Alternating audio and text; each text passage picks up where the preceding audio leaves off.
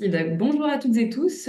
Bienvenue à ce webinaire La terre crue, un matériau sous-exploité dans les constructions actuelles, qui est proposé par le réseau Ecobat et qui va être mené d'une main de maître par Cédric et Clotilde, on va pouvoir se présenter maintenant. Donc, on part sur 30 minutes de présentation et vous aurez un temps de questions-réponses à la suite. Ce webinaire est filmé et sera possible en replay pour les personnes qui l'ont suivi. Donc, bienvenue à vous. Est-ce que tu peux passer à la slide suivante, Cédric, s'il te plaît? Super.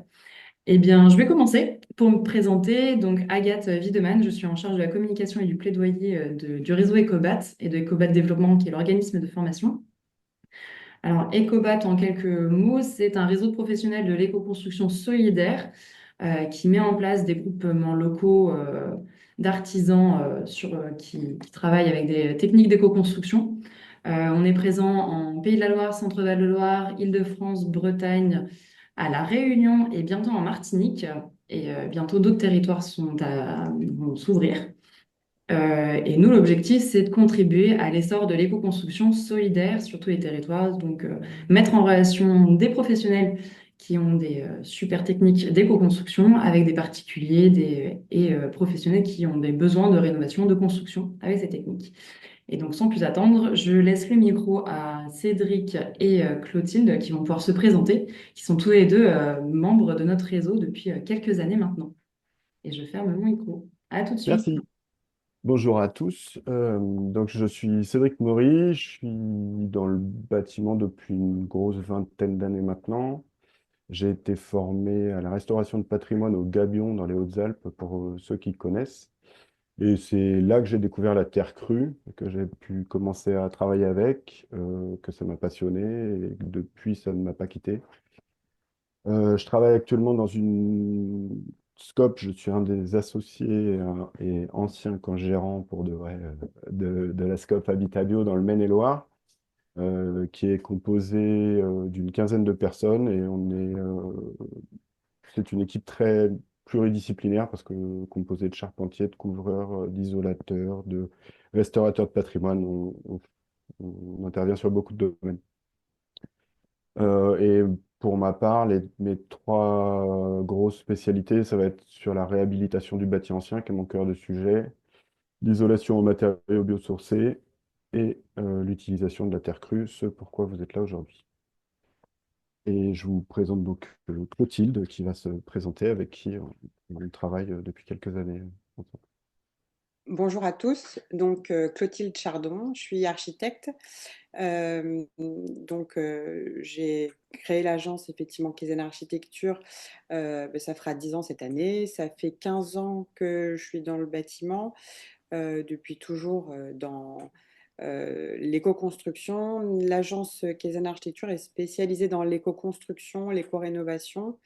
On travaille à la fois pour des particuliers sur des projets d'habitat et pour des collectivités sur des petits équipements publics. On est une agence basée à Guérande, on est une agence de 2 personnes, donc on est une petite agence. Voilà, essentiellement pour ma présentation. Et pour ma part, j'ai fait la formation Terre Crue avec Ecobat ces dernières années. Et ben on va attaquer le cœur du sujet. Pardon, voilà. La terre crue, c'est quoi?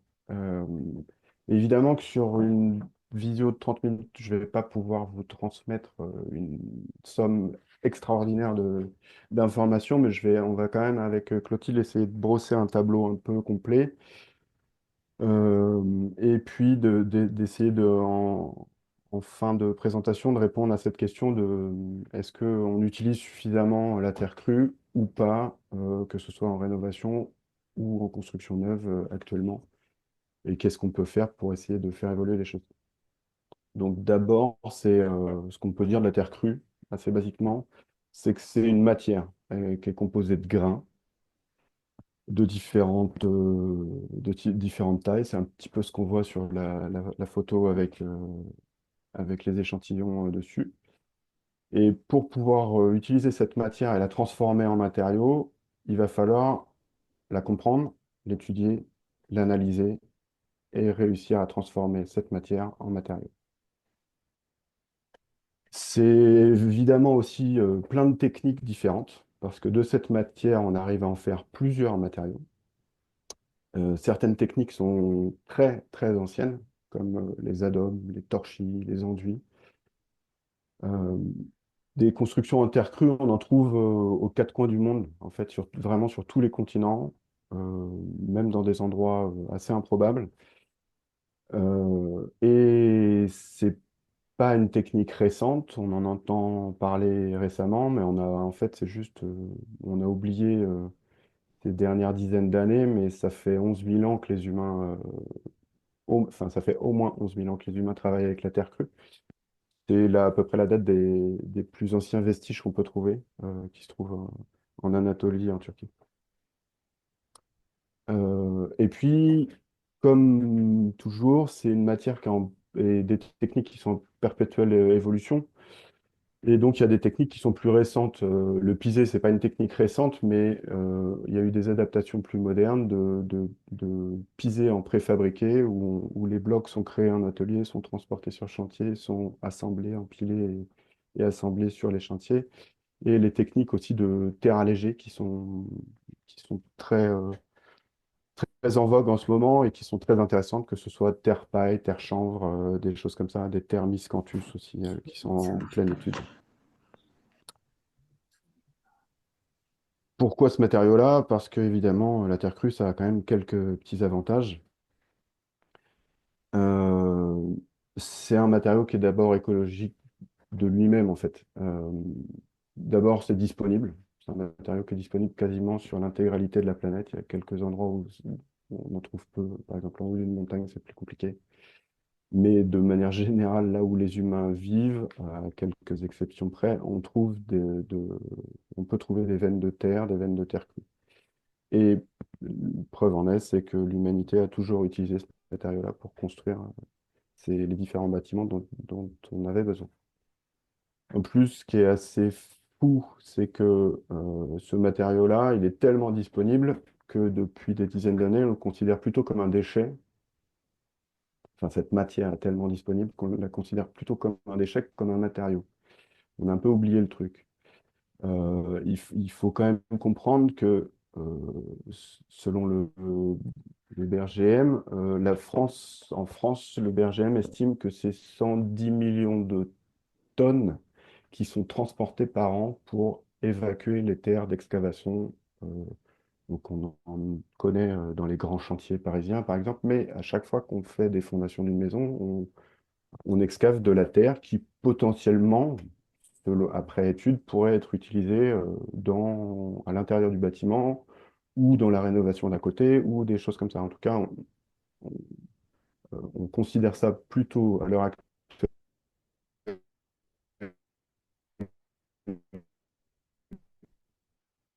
comme un déchet de transformation qu'il va falloir. Je disais 110 millions de tonnes. Il faut savoir qu'un camion transporte entre 15 et 20 tonnes. Je vous laisse faire le petit calcul du nombre de camions qui se baladent par an pour trimballer de la terre en guise de déchets. Voilà. De plus, c'est écologique aussi parce que, en fait, quand on utilise cette ressource, que ce n'est plus un déchet, mais une ressource, qu'on l'utilise dans le bâtiment, évidemment que le bâtiment a une empreinte carbone vraiment améliorée. Et moi, ce que je trouve assez magique avec cette matière, c'est que tant qu'on ne l'a pas transformée, stabilisée ou amendée avec différentes choses, c'est une matière qui est infinie, qu'on peut réutiliser à l'infini.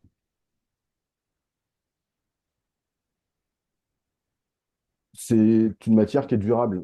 Comme je vous le disais, voilà, on trouve des vestiges qui ont plus de 11 000 ans, alors que c'est de la terre crue. On parle bien de terre crue, hein, qui n'est pas passée dans un four.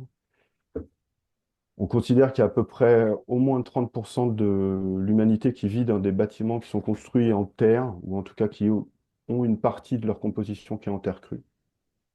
Donc, c'est pas anecdotique. On en trouve partout en Europe. Dans tous les pays d'Europe, il y a des constructions à base de terre crue. En France, dans quasiment tous les territoires, on en trouve aussi. Et dans presque tous les bâtis anciens, évidemment, il y a des exceptions, hein, finalement, on va en trouver soit dans un sol, soit dans des murs, soit dans des enduits. Euh, J'en ai trouvé dans des rampants, même parfois dans des endroits assez incroyables. Et ce qui est assez magique, et ce pourquoi c'est durable aussi dans le temps, donc déjà la longévité des bâtiments nous le prouve, et ce qui est assez magique, c'est qu'en plus c'est entretenable. La photo là, que je vous montre, c'est une ferme dans les terres froides, au lieu de la construction terre, c'est entre Lyon et Grenoble. C'est un très vieux bâtiment qui peut avoir quelques défauts, quelques usures du temps, mais en fait, on peut le réparer, on peut l'entretenir. C'est une matière qui tolère ce genre de choses. C'est aussi une matière, quand on parle de performance, qui a de nombreuses qualités.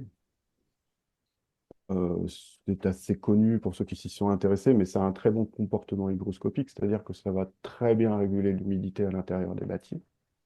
Ça a plutôt un bon comportement au feu, ça résiste assez bien. Il y a plein d'essais en ce moment qui sont en train de se faire sur différents projets pour le prouver. On le sait, mais il faut réussir à le prouver maintenant. Les performances phoniques et acoustiques sont loin d'être ridicules et selon les mises en œuvre, ça peut même devenir très intéressant. Il y a des expériences dans des salles de concert qui ont été faites, notamment avec des terres allégées ou des choses comme ça, qui montrent des ambiances qui sont vraiment très intéressantes. Grâce à son inertie et comme c'est un matériau à changement de phase, il va aussi participer au confort d'été. Et souvent, une remarque qu'on nous fait quand on fait visiter des bâtiments qu'on a pu réhabiliter ou construire en intégrant de la terre crue, c'est il y a une espèce de ressenti qui fait qu'on se sent bien, on se sent tout de suite enveloppé. Ça, c'est difficilement quantifiable, mais c'est un fait dès qu'on a visité un bâtiment comme ça. On sait de quoi enfin, si vous l'avez vécu, vous comprenez de quoi je parle. C'est pareil, il y a des études qui sont en train de montrer que ça participe à la qualité de l'air intérieur. Ben, déjà, en régulant l'hygrométrie du bâtiment, ça y participe. Est-ce que, Clotilde, tu vois d'autres avantages à la terre crue en termes de performance notamment? Alors nous, pourquoi on utilise la terre crue, nous, de notre côté, dans notre pratique quotidienne? Alors, je distinguerai quand même donc les deux thématiques, c'est dans la construction neuve et dans la rénovation. Tu as parlé de la rénovation à l'instant, disant que quasiment la quasi-totalité du bâti ancien en France contient un peu ou un peu plus de terre crue. Donc, bien évidemment, donc, dans la rénovation, c'est notre premier allié, on va dire, avec la chaux, le cas échéant, c'est-à-dire que on rénove soit à la terre, soit à la chaux. C'est à peu près les deux seuls matériaux que nous on met en œuvre dans un cas de rénovation de bâti ancien. Donc, ce que j'appelle bâti ancien, c'est un bâti de pierre ou un bâti de terre crue. Alors, évidemment, si c'est de la bauge, ça paraît plus évident. Dans la maçonnerie de pierre, souvent les mortiers chez nous, ce sont des mortiers de terre crue. Donc en fait, aller utiliser le ciment à ces endroits-là, c'est complètement contre-productif et c'est un non-sens. Nous, on utilise vraiment ces deux matériaux, la terre plutôt à l'intérieur, évidemment, et pour alors plus pour on va dire des lots secondaires. La chaux est plus utilisée pour nous à l'extérieur et sur des problématiques de structure. Dans la partie rénovation, l'avantage qu'on y voit, c'est qu'elle nous permet à l'intérieur, notamment les enduits terre, de gérer à la fois la thématique de l'étanchéité à l'air, c'est-à-dire qu'on va recréer l'étanchéité à l'air du mur par l'enduit de terre crue, c'est son job, entre autres que, bah, par exemple, faire office d'une finition esthétique. Mais c'est aussi la gestion de la capillarité du mur, c'est-à-dire que dans les rapports entre l'intérieur et l'extérieur du bâtiment, la gestion de l'évacuation de l'eau vapeur se fait aussi et de l'eau liquide voilà, par le maintien de la capillarité de la paroi. Dans le neuf, on l'utilise aussi énormément et en fait presque autant, voire peut-être plus. Nous, on travaille quasiment que sur des constructions bois. Or, pour ceux qui connaissent un peu la construction bois, ce sont des constructions qui sont nerveuses, c'est-à-dire quand il fait chaud dehors, il fait vite chaud dedans. Quand il fait froid dehors, il fait vite froid dedans. Donc, il faut qu'on rapporte de l'inertie. La photo que vous voyez là, c'est une maison en CLT, qui est une maison qui a été certifiée passive. Et il y a notamment un, un jardin d'hiver, on va dire, qui est entouré de 3 parois en briques de terre crue. Donc là, c'est des briques de chez Argilus, hein, c'est des briques industrialisées, on va dire. Elles n'ont pas été faites avec les terres du site, mais en tout cas, ça nous permet d'apporter une bonne inertie à cette construction qui aurait manqué dans notamment notre besoin de certification. Et effectivement, on l'utilise pour le confort hygrométrique des bâtis et des bâtis neufs également. Et on commence là à l'utiliser avec l'excavation des terres de fondation pour éventuellement envisager la réalisation de briques de terre crue suite aux travaux de fouille. Voilà. Super, merci. Et j'imagine qu'il y a l'aspect esthétique Oui, voilà. doit aussi Donc la photo, t'importer pardon, vas-y. doit aussi t'apporter dans ton travail. En tout cas, moi, c'est aussi une des recherches, et un des aspects qui fait que j'aime travailler cette matière, c'est qu'elle est très modulable. On peut en faire plein de finitions, il y a plein de coloris qui existent, et on peut faire des effets de volume, de sgraffito. Enfin, voilà, il y a plein de choses en finition qui sont très intéressantes à réaliser avec la terre. J'imagine que tu as un peu aussi cette approche. Oui, bah, la photo que vous voyez donc à gauche, c'est le même projet que celui d'avant, mais côté intérieur du jardin d'hiver. Évidemment qu'on l'utilise beaucoup pour aussi des questions esthétiques, pour casser dans ce cas-là aussi l'effet tout bois de la construction. Et puis voilà, on était sur une maison complètement CLT, donc ça permettait d'amener une autre ambiance, une autre matière, une autre couleur, une autre texture. Et puis on a eu soin là à travailler le calpinage pour que ça tombe bien par rapport aux éléments de charpente dans laquelle la terre, les briques de terre crue sont installées. Et là, si vous regardez en pied de mur, en fait, il y a une plainte en briques de terre cuite pour le coup, pour la problématique du ménage, qui paraît euh, Problématique d'usage. voilà, c'est ça, pour pas abîmer le mur en pied. On a un surbaut de terre crue qui est lui-même sur un surbaut de béton cellulaire pour casser l'effet pont thermique de la maçonnerie dans la maison passive. Super. Euh, enfin, moi, ce que je voulais apporter aussi en dernier argument qui m'importe beaucoup, c'est que c'est une matière qui nécessite de l'humain, où on a besoin de travailler en équipe, on a besoin de savoir-faire. Ça nécessite c'est souvent des chantiers à forte intensité sociale où on a besoin de bras. C'est une matière qui est agréable à travailler, qui est assez facilement, on peut très facilement avoir des bonnes sensations et réussir à en faire quelque chose à partir du moment où c'est bien réfléchi, bien pensé et bien préparé et qu'on ne fait pas n'importe quoi. Comme toute matière, on ne peut pas en faire n'importe quoi, il faut l'utiliser dans les bonnes conditions. Mais c'est un truc où, enfin, un matériau où il est nécessaire, et même dans les projets, que dès la conception, ce soit pensé pour la réutilisation ou l'utilisation de la terre crue et que ceux qui vont faire puissent intervenir dans cette réflexion-là. Enfin, voilà, on essaye de tendre vers ce genre de réflexion et ce genre de façon de faire. Euh, Évidemment, il y a des freins à l'utilisation de la terre crue parce que là, ce qu'on vient de vous dire, hein, c'est magique. On devrait l'utiliser tout le temps, partout, dans tous les bâtiments. Bon, vous constaterez avec nous que c'est pas tout à fait le cas. Euh, et du coup, pourquoi, comment? Il y a évidemment un premier frein qui est autour de la norme, où jusqu'à présent, on a assez peu de textes normatifs et du coup, évidemment que ça peut devenir un frein. C'est pas parce qu'il y en a peu qu'il y en a pas, il en existe. Et il y a des gros travaux en cours pour réussir à faire avancer cet aspect-là. Notamment le travail intense que fait le programme national Terre avec 7 axes de travail qui sont vraiment très intéressants.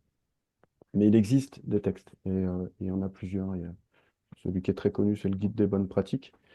Mais il y a aussi, il y a aussi des règles professionnelles sur les enduits sur support composé de terre crue. Donc logiquement, dès qu'on trouve de la terre crue dans des maçonneries, on devrait se référer à ces textes-là. Ce qui n'est pas toujours le cas, mais voilà, c'est à savoir que ça existe.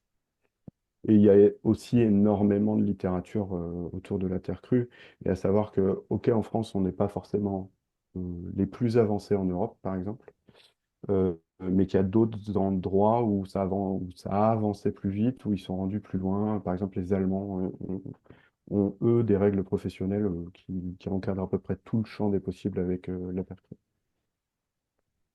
Donc les choses avancent. Il y a une des difficultés qui est très claire quand même sur l'utilisation de la terre crue, c'est avec Clotilde, on a voulu appeler ça un peu la temporalité.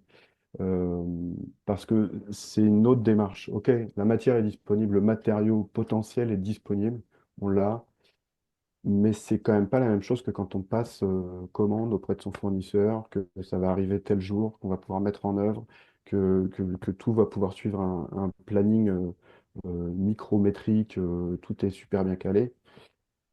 Bon, quand on utilise de la terre crue, il y a des temps de mise en œuvre, des temps de séchage, des périodes d'intervention, il y a tout le temps d'analyse de la terre, voilà. Et du coup, ça donne une toute autre temporalité à l'utilisation de ce matériau-là sur les chantiers. Et parfois, la temporalité est un peu bousculée. Est-ce que tu veux intervenir là-dessus, Clotilde? Bah, sur la temporalité, moi j'aurais tendance à rappeler à tout le monde que jusqu'à présent, la construction, c'était quand même nos ancêtres la mettaient dans le temps long. Nous, aujourd'hui, avec Amazon et les réseaux sociaux, on a tendance à vouloir tout de suite. La terre crue, ça fait partie des techniques de bâti ancien qui, malgré tout, ben, remet dans le temps long la construction. Et on ne peut pas vouloir mettre la charrue avant les bœufs. Donc, il faut être bien sensibilisé à ça en tant que professionnel du bâtiment pour pouvoir alerter aussi, prévenir les maîtres d'ouvrage, les utilisateurs, qu'il n'y ait pas de déconvenus là-dessus et donc de crispation à la fois au moment des études, parce que pendant la conception, on a besoin d'avoir un temps de mise au point un peu particulier, peut-être prendre contact avec les entreprises localement pour savoir quelles sont les ressources locales, humaines, matérielles par rapport aux projets, aux besoins spécifiques de mise en œuvre de la terre crue. Et dans un second temps, pour la réalisation des travaux, évidemment qu'il y avait une question notamment sur le stockage. Oui, si vous vous mettez à fabriquer des BTC, alors que ce soit des adobes ou des briques de terre crue, à un moment donné, il va y avoir un temps de stockage de ces briques. Moi, par exemple, pour vous donner un ordre d'idée, j'avais fait le calcul pour chez moi pour un mur qui est derrière le poêle, donc d'une longueur et d'une hauteur limitée, hein. Il me fallait à peu près 1200 briques. Bon, bah 1200 briques, ça se stocke pas comme ça à l'improviste. Et il faut savoir que ça sèche quand même à minima, alors tu m'arrêtes si je dis une bêtise, mais à minima 6 à 8 semaines avant de pouvoir être mis en œuvre sur le mur. Donc il y a quand même une organisation, une coordination de chantier à anticiper. Ouais, c'est toute la difficulté qu'on peut rencontrer sur des chantiers un peu d'ampleur. Tant qu'on est sur des chantiers de taille raisonnable, on arrive à temporiser. Et puis, ça remet en lien, comme tu disais très bien, avec euh, en fait, depuis le début de l'histoire, une construction, ça se réfléchit, ça se pense, c'est pensé pour du temps long et pas pour de la consommation à court terme. Et ce matériau-là, il rappelle beaucoup ça, quoi. Et il rentre tout à fait là-dedans. Et enfin, enfin, au moins cet autre point de blocage-là, c'est que, ben oui, en fait, on n'est pas tant que ça à connaître le sujet, à s'y intéresser, à le pratiquer, à l'expérimenter, et à réaliser des chantiers autour de ça. Donc, parfois, il y a des bonnes volontés, des bonnes envies, et c'est très compliqué de trouver des professionnels qui soient aptes à ce sujet-là. Et quand je dis ça, c'est pas que ceux qui vont faire, c'est aussi ceux qui vont concevoir. Euh, En tant qu'artisan, parfois on vient nous chercher en nous demandant, alors nous on a un rayon d'action qui est un peu limité, on préférerait qu'il y ait plus de professionnels qui puissent répondre plutôt que on aille faire des heures et des heures de route pour faire des chantiers. Mais parfois on me demande de venir voir ou corriger un plan ou des choses comme ça. Ben oui, en fait, ça s'apprend dès la conception, l'utilisation de la terre crue. Ouais, c'est un matériau qui est délicat, qu'il faut pas mettre en difficulté. Il y a des choses très simples qui sont assez évidentes euh, pour pouvoir y arriver. Mais dès la conception, on va pouvoir régler tout un tas de problèmes. Et puis Est-ce après, que évidemment, qu'il va falloir des gens pour réaliser ce qui a été conçu. je peux juste Je t'en prie. compléter sur pour la partie conception, en tout cas, sur le manque d'acteurs formés. Il y avait une question au début d'Anaïs sur la mise en œuvre dans les ERP. Donc les ERP, alors les équipements alors que ce soit des acheteurs publics ou pas d'ailleurs, la problématique, ça va être donc manque d'acteurs formés, notamment les contrôleurs techniques, les bureaux d'études structure. Ça va être une des premières difficultés qu'on va avoir si on reprend la problématique à la base dans les appels d'offres publics. S'il y a une demande de mise en œuvre de la terre crue, il faut trouver un bureau d'études structure terre crue que vous puissiez ajouter à votre équipe pour avoir cherché. Il n'y en a pas beaucoup en France, c'est compliqué. Les autres bureaux d'études structure s'engagent assez peu sur la terre crue, c'est une première difficulté. Quand vous voulez par ailleurs poser une question en cours de conception à propos de la terre crue ou même d'une bâtisse pierre, sans même parler précisément de la terre crue, le bureau d'études structure parfois est un peu mis en difficulté sur ces problématiques-là et donc l'équipe de conception, l'architecte également, et le bureau de contrôle dans les ERP, notamment problématique des acheteurs publics, c'est compliqué. Il faut vraiment pouvoir échanger bien en amont avec tous ces acteurs-là autour de la table. Évidemment, l'entreprise, si elle est déjà nommée autour de la table, ça c'est indispensable à ce stade-là. Après, l'autre problématique qu'on peut avoir en conception par rapport à la terre crue et à laquelle il faut s'attendre, ben justement pour pouvoir aboutir le projet, c'est sécuriser l'acheteur, notamment si c'est un acheteur public, sur la question de la fiabilité de la solution d'un point de vue financier et d'un point de vue mise au point technique. Il faut pouvoir euh, argumenter. Il y avait une question sur comment recommander mettre en œuvre ce matériau local de Françoise. C'est vraiment les choses à sécuriser si vous voulez aller au bout de votre projet. Éventuellement en amont, contacter des professionnels qualifiés qui vont vous accompagner dans le chiffrage, que ce chiffrage soit fiable et dans les difficultés opérationnelles à prévenir pour pouvoir aboutir votre projet.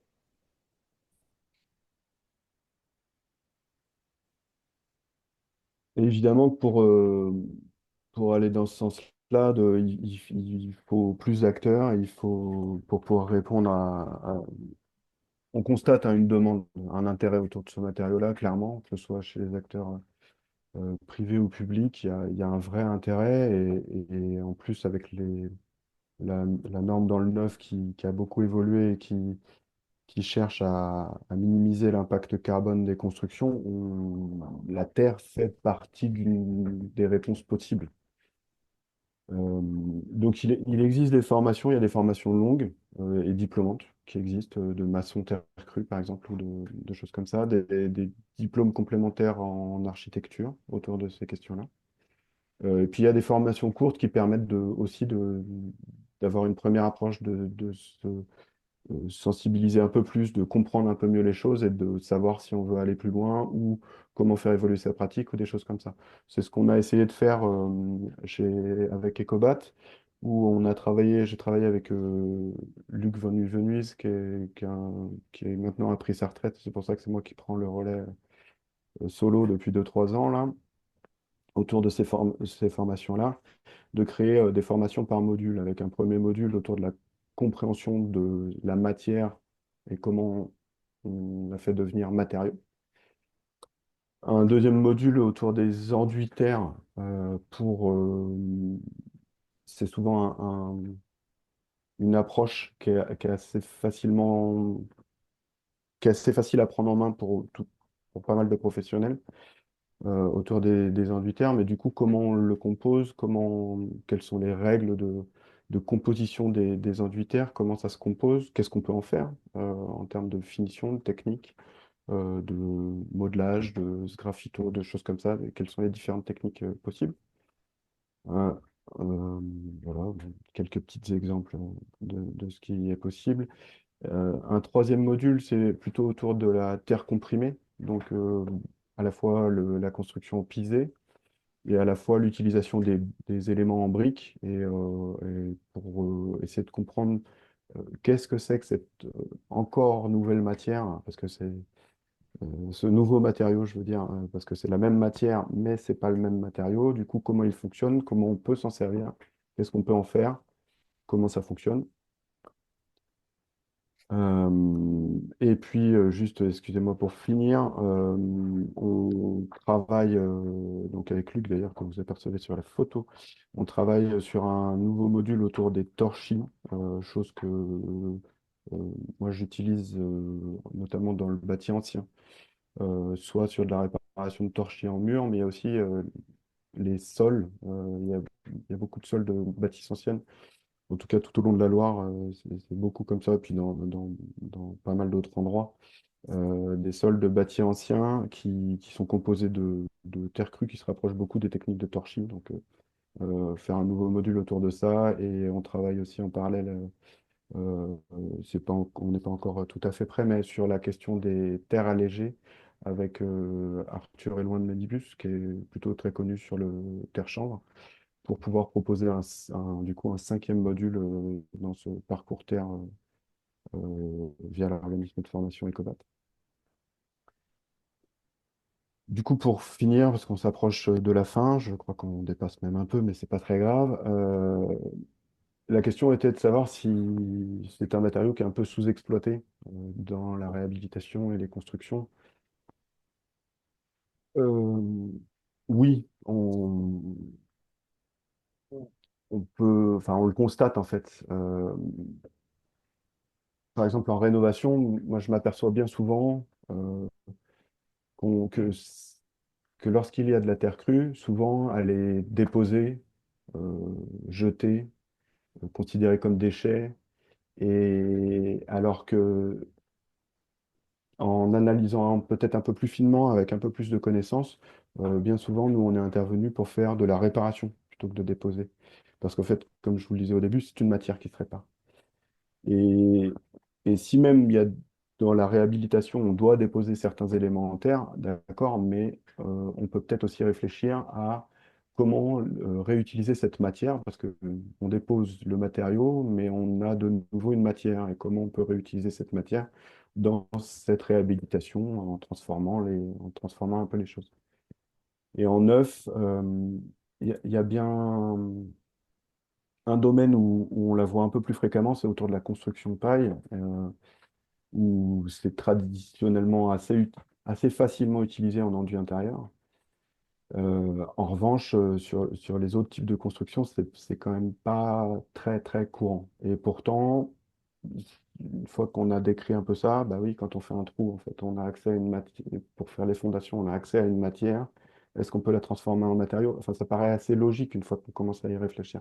Donc, je pense il y a quand même un sujet autour de comment on pourrait maximiser l'utilisation de ce matériau-là, de ces matériaux-là même. Et, euh, et du coup, oui, on a une nécessité de pédagogie par rapport à une vision classique, un peu plus classique du bâtiment. En fait, c'est pas une matière, c'est une matière que l'humanité a toujours utilisée. On a juste oublié depuis 50 ou 60 ans là, que c'était une matière qui était utilisable, en tout cas en France, c'est comme ça. Parce que dans plein d'autres endroits dans le monde, on continue de l'utiliser. Il faut sensibiliser les gens qui sont dans les bâtiments.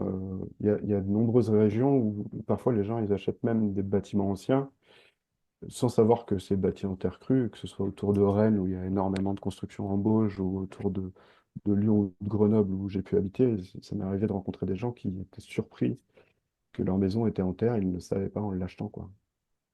Et du coup, il y a tout un usage à remettre en cours en fait, ça tient, c'est efficace, ça marche, c'est confortable. C'est des bâtiments qui sont très intéressants. Et évidemment que le dernier lien, c'est qu'on a besoin de plus de maîtres d'ouvrage, on a besoin de plus de concepteurs et plus d'artisans formés pour pouvoir utiliser et massifier la terre crue, quoi. Euh, et puis, que les règles avancent, histoire de simplifier et qu'on ne soit pas face à des blocages un petit peu excessif autour de l'utilisation de la terre crue. Voilà ce que je peux vous en dire pour pour ce petit exercice qui est une première pour moi de webinaire. Clotilde, est-ce que tu veux ajouter quelque chose? Alors, par rapport à ce que tu as dit toi, non, pas plus que ça. Après, Agathe, est-ce que tu veux que je réponde à certaines questions? Je ne vois pas vos questions, je suis Parfait. Eh désolé. ben, merci. Moi, je les ai Pardon. notées. On a pas mal de questions dans le chat, donc merci, franchement, il y a vraiment de l'intérêt. Donc on a là une première question, je n'ai pas noté que vous y avez répondu, mais peut-être que j'ai loupé ce moment. Quels sont les supports possibles pour des enduits terre chauds en extérieur? Alors, j'ai noté, c'est une question d'Emmanuel. Les supports possibles, pour moi, c'est la paille, les maçonneries de pierre, maçonnerie de terre, pourquoi pas. La question, c'est plutôt la terre crue en extérieur, comment? C'est-à-dire que, attention, il y a quand même un warning.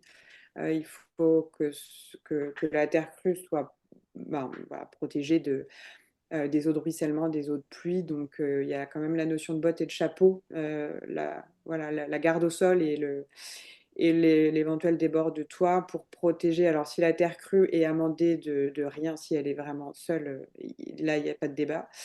Si elle est mélangée à de la chaux, bon, après, là-dessus, c'est des questions techniques qui, éventuellement, auxquelles on pourrait répondre lors d'une formation.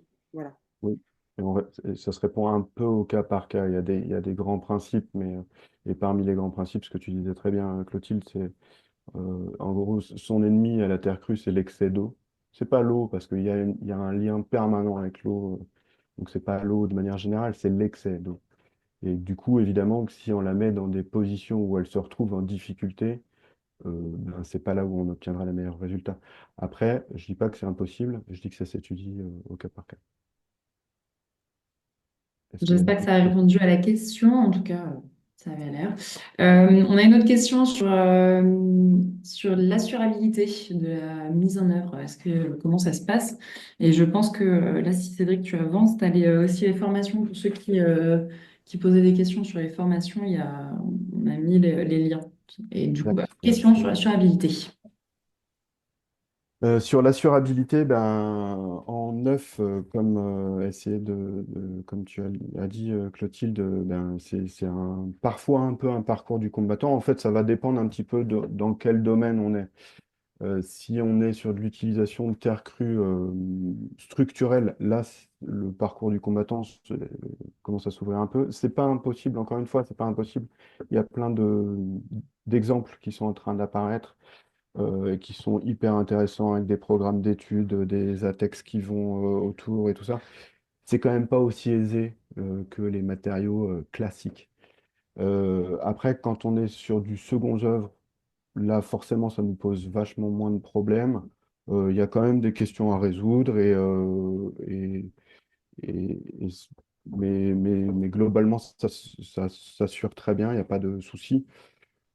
Et puis la question alors ça c'est plutôt dans le cadre du neuf, mais la question se pose aussi dans les réhabilitations parce que en fait, bien souvent, on ne se pose pas la question quand on a un bâti qui est composé de terre crue, où il y a certains éléments en terre crue, on ne se pose pas trop la question de est-ce que je suis vraiment assuré pour intervenir sur un bâti qui est composé de terre crue, qui est considéré comme sensible et fragile.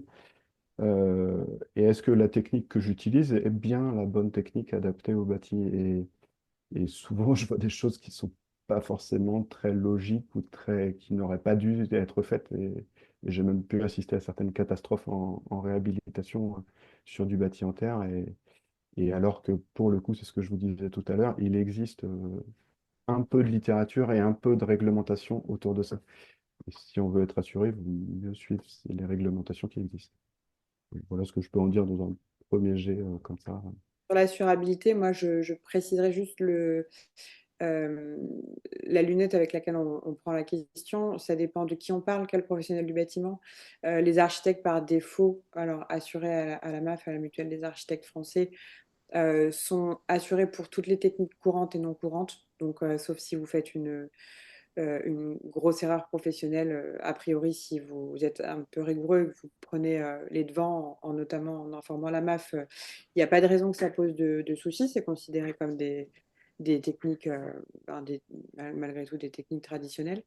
Après, la question des bureaux d'études des co-traitants associés, éventuellement, le bureau d'études structure, dans quelle mesure il est assuré pour traiter de la terre crue. Alors, si c'est de la BTC, par exemple, ça reste de la maçonnerie de petits éléments, hein. Il y a quand même un DTU, ce genre de choses. Après, la question, ça peut être la question de l'artisan, mais un maçon, a priori, il est quand même assuré. Donc après, c'est vraiment la question du dialogue entre tous les professionnels de la construction à mettre autour de la table. Si c'est pour du particulier, évidemment que c'est beaucoup plus simple en termes de démarche. Si jamais il y a un contrôleur technique dans la boucle, il faut l'intégrer tout de suite. Et après, il y a malgré tout euh, voilà, la question de l'ERP ou pas de l'ERP. Enfin, il y a plusieurs. L'assurabilité, elle s'évalue vraiment au cas par cas. Effectivement, si on est sur du porteur, si on est sur du non-porteur, si on est sur de la brique qu'on a faite soi-même ou si on est sur de la brique qu'on a achetée, il y a des avis techniques chez Argilus. Enfin, il y a des choses. L'assurabilité, ça peut être un vaste sujet. On pourrait faire un module d'ailleurs sur cette Intéressant. question-là. Il y a d'autres questions Oui, encore on a qui encore vous viennent? d'autres questions. On a une sur quelle qualification doit avoir le bureau d'études structure? Parce que je ne sais pas si tu répondais vraiment, la Clotilde, sur... J'ai vu cette question et je ne sais pas répondre. Je ne Euh, saurais pas non plus. je ne sais pas répondre. Je vois pas pourquoi il lui faudrait une qualification autre. Je pense que le problème vient pas du bureau d'études structure. C'est pas qu'il lui manque une qualification ou un logiciel ou un savoir-faire ou je sais pas quoi. Je pense que c'est que la réglementation ne lui donne pas les outils et les éléments pour se justifier. Donc, comme il va vouloir prendre ceinture, bretelles et parachute, et que le parachute, c'est pas OK dans le cas des ERP, par exemple, c'est là que ça va bloquer. Pour moi, c'est pas une qualification du bureau d'études, c'est que le bureau d'études fait le choix de se former éventuellement et de prendre le risque, alors j'ai mis des guillemets à risque, de travailler les questions de terre crue en se faisant entourer de professionnels artisans, de contrôle technique, de maîtres d'ouvrage qui ont envie d'y aller aussi. Je pense que c'est un choix de la part du bureau d'études. Après, honnêtement, peut-être qu'il y a un truc qui m'échappe sur la qualification du bureau d'études à proprement parler, mais j'aurais tendance à faire cette réponse-là. Je pense que, effectivement, je vais faire une réponse un petit peu floue aussi parce que c'est pas mon domaine de prédilection. Mais pour en discuter de temps en temps avec certains bureaux d'études, c'est surtout une histoire de compréhension, de formation, de comprendre ce que c'est, ce que ça implique. Et puis oui, après, ils ont besoin de référentiels normatifs purs et durs. Et c'est notamment ce qui est en train de faire le programme national Terre, où il y a différents axes de travail. Je sais qu'en ce moment, il y a des qualifications autour du pisé et des réactions de descente de charge du pisé en fonction des tailles, des éléments, des élancements des différents murs pour pouvoir justement mettre du normatif là-dedans et que j'imagine plus de bureaux d'études puissent répondre à ces questions-là. Moi, j'aurais bien aimé répondre à la question de Bénédicte sur est-ce que la formation peut être destinée à des peintres et je crois que c'est Emmanuel, alors non, peut-être je me trompe, qui a dû poser la question pour les maîtres d'ouvrage. Parfait, oui, j'allais vous lancer là-dedans. Eh ben, allez-y.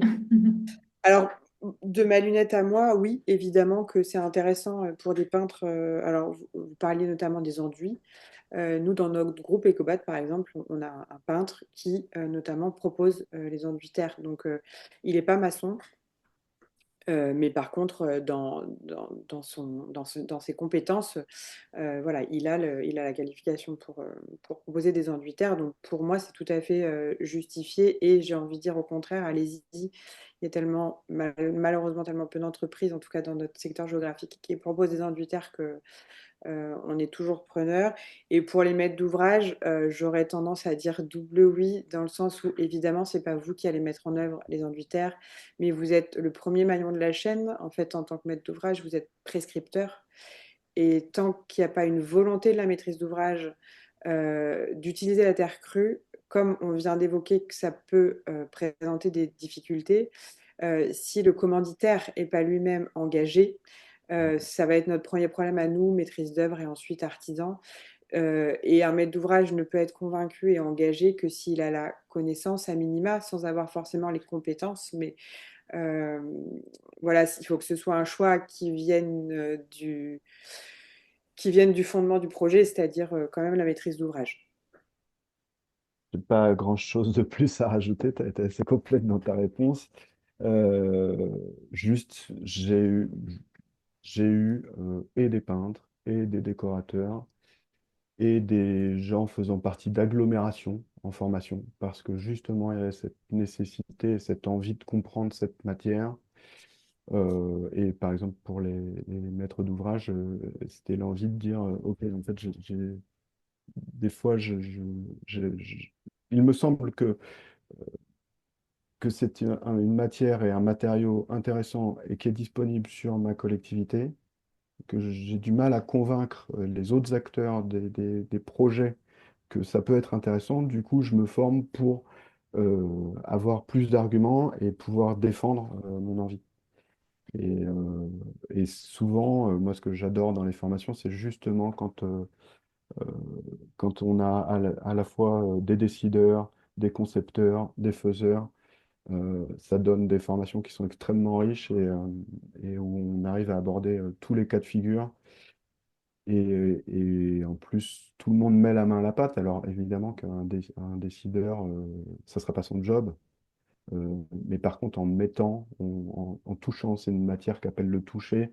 En touchant, on comprend beaucoup plus les choses et on comprend des tas de choses théoriques rien qu'en faisant. Et voilà. Donc j'ai l'avant-dernière question. Est-ce qu'il y a des contraintes d'épaisseur minimale à respecter en briques de terre crue? Euh, oui, oui, Pareil. c'est la matière qui va le dire. Mm. Euh, c'est justement là où la compréhension de la matière va être hyper importante en fonction de la terre qu'on a. On va pouvoir essayer de travailler, et c'est valable dans les deux sens, à réduire ou à augmenter les dimensionnements. Et on peut réussir à corriger, à amender pour pouvoir corriger, mais il y a quand même un moment où on ne pourra pas descendre ou un moment où on ne pourra pas augmenter. Voilà, donc ma réponse reste un peu floue, même si j'essaie d'y répondre. En fait, ça dépend tellement de la matière que je ne peux pas te dire ça ne sera pas en dessous de 3 centimètres. Non, ça, je ne peux pas dire un truc comme ça. Encore une fois, il faut apprendre à comprendre la matière pour pouvoir l'étudier qui est très important dans la construction de terre, c'est de penser que chaque chose se teste. Euh, Il n'y a pas de formule magique. Ça se teste et ça s'expérimente avant d'être réalisé pour de vrai. J'espère avoir répondu.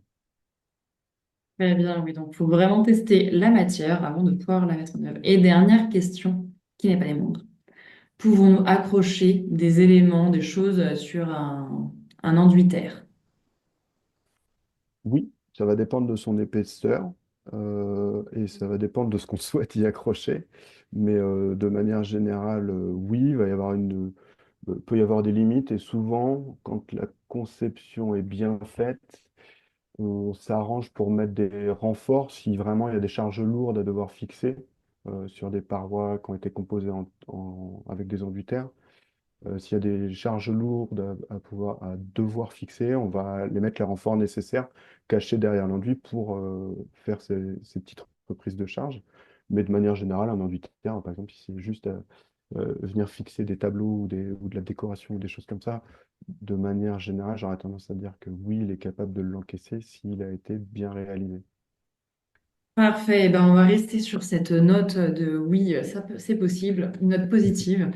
Donc, merci beaucoup, Cédric, Clotilde, pour vos Merci à vous. témoignages, pour tous les apports que vous avez pu transmettre. J'espère que ça a pu vous apporter beaucoup d'éléments. En tout cas, il y avait beaucoup de questions. Et en tout cas, maintenant, il ne reste plus qu'à se former, à mettre en œuvre, à en parler autour de vous. Merci à toutes et tous. Bonne journée et au revoir. Bonne Merci à journée. tous.